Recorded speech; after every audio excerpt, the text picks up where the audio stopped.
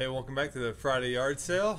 Tyler with Bikerumor, and this is where we spill our thoughts on the week's post and tech news, all in the time it takes to drink a pint of beer. Watts is not here this weekend, and we'll get to that in a minute. So this is his shop manager? Sure. Yeah, right, Ben. Watts. That comes with a raise, right? I think so. It's probably deserving since you're taking his place here. This is some high-level stuff we do. Yeah. Right on. So, Ben, welcome to the show. Thanks for taking this spot. It's good to be here. And sticking around, because you were getting ready to go for a run, and Yep. I convinced you to stay and have a beer. And drink a beer. Yep. Which is why I'm having Kolsch instead of Torpedo, like you lush. Yep. And so this is the Sierra Nevada Torpedo, right? And who makes the Kolsch? White Street out of North Carolina. It's pretty good. Very good. So this is the week after Christmas. Not much is going on. But we did finally get Watts' holiday wish list. So if you missed it, it posted on the Saturday before Christmas. So Just 2 days in time. before for some last minute stuff. Speaking of Watts, we'll get to where he is, but I'm kind of thinking he's not here because sales the week after Christmas. How's the bike shop business? Well, the day after, or the day after the day after, really wasn't bad. Right. It was super slow yesterday, and today it's been kind of in between. So it depends. Some people will have after Christmas money to spend, but most people will have already blown their load. So Do you guys sell a lot of gift certificates prior to? a decent amount. This year was a little slow, but in years past, yeah. And did people come in like right away? Yep. They pretty much knew what they wanted, Yeah. and if they didn't get it, they just come get it. Yeah. Right on. All right. So Watts decided to take the week off. He went down to Florida, which he okay. seems you didn't know that. So he loves Florida, and he's down there now. And I thought about trying to do like a dual screen FaceTime and record that with him at the beach. Real tech savvy guy over here. And I just figured it'd be more fun because then it would be kind of weird me sitting at home alone in my office drinking a beer and him on the beach somewhere drinking a beer. I would feel kind of bad, or jealous, one of the two. So we're here drinking beer. And yeah, so that's where Watts is. I mean, really, like I have my cheat sheet here of things to talk about.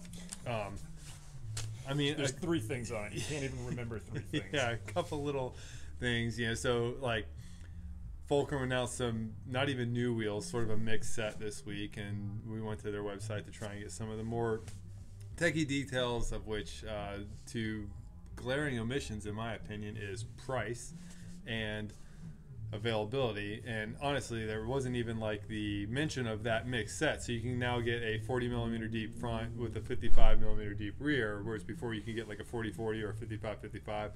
And there's nowhere on their website that actually lists that combo, except in the like media PR page or on the email they sent out to us. Well, they're still doing a better job than some of our companies that don't send out. What's up, Sam? Don't send out any information at all before we see it on Bikerumor. So I've at heard least you that got happens that a lot, much. actually.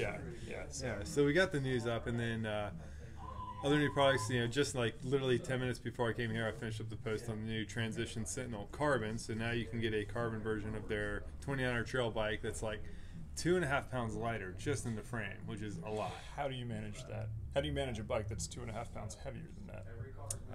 How much travel is it? Overbuilt, 140 rear, 160 front. I mean, it's it's a bigger bike, 29er, but yeah. Cool. I don't know. Well, that's some good weight savings. It's a lot. I mean, you can't make that up in components without spending 5-6 grand. more than you should to upgrade a bike, for sure. By the way, come see us at Revolution Cycles. We can upgrade your bike. We gotta start drinking here. Yeah. So I was not on a full-on rant, but the spec and listing things is not uncommon with a lot of brands. So this is kind of like my request to the brands in 2018. If you're redoing your website or you're considering launching a new product, it's really frustrating when we're trying to help spread the word about it, or I imagine as a consumer trying to research and compare items when you don't have some of the key specs or tech specs, where it's like one picture and say, hey, this is our new blank. This is great for blank, and then that's it. There's a lot of brands out there that really don't put pricing, and we've asked some why, and it's it's like, well, we want you to call your local shop, or we want you to find it, but like you kind of like price to me is one of those key items and specs that should be listed. Even if you're not selling on your website, you should put like MSRP, and then people can go find it for whatever the street price is, or hopefully call their local shop. So. Yeah. Yeah, but I guess it would be helpful to know if it's even in your price range to begin with before you call your local because you shop. don't want to waste a lot of time looking for something that ends up being like completely out of your wheelhouse. I see it. Yeah, and the other thing is too, like even from a consumer and outside of bikes, like if I'm trying to research whatever it is, you know, a car or stereo or something like that, like I want to see bullet points of specs and make my job easier, because what I tend to do is not like, ooh, there's some mystery on this, I wonder what it is, and go research it more. I just say, all right, well, that one's off the list because I don't know anything about it. So I think in the end, like for me, they would lose out on a sale because they didn't give me the information I needed that was quick and easy to find. So. And you say this is a fairly common thing? Yeah, there's a lot of brands out there. It's, you know, the level of technical information is there. Sometimes it's like this glowingly prosaic paragraph description as opposed to just like boom, boom, boom, boom, boom. You know, it's like boost spacing, 140 mil travel, whatever, whatever, whatever, as opposed to like, this is our trail bike with fantastic geometry for climbing and magical descending. And it's like, that's great, but I don't know how that stacks up to. Also, wait, what is this trail bike you speak of? It sounds wonderful. It's a unicorn. All right, you got to run soon. I've got time now. Now that you've convinced me to drink a beer and it's just going to be a short run. About, yeah. Full on sprints, right? Hill sprints. Yeah. All right. So Zach, in the days since Christmas, has posted his best travel tips, and he traveled probably 3 times as much as I did for bike press trips this year, and Corey did too. They both. I kind of like hung back in the office and did some family stuff.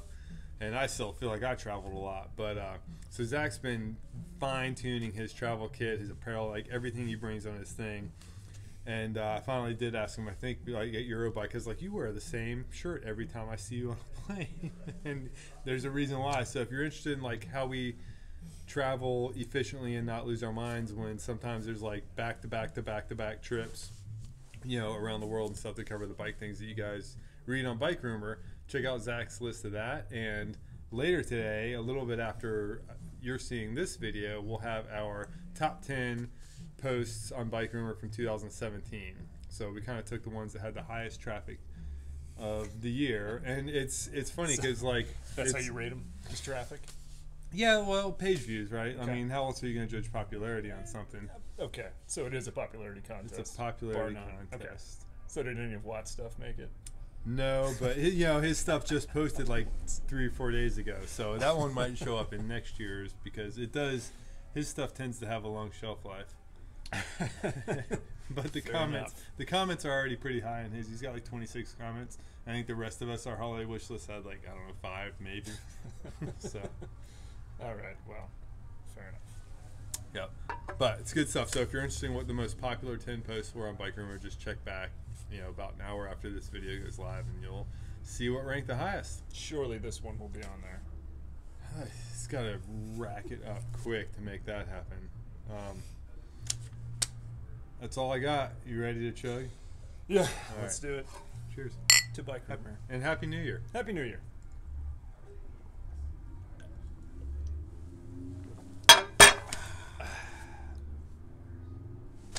Cool. Fuck you, Watts. You gotta put that in there.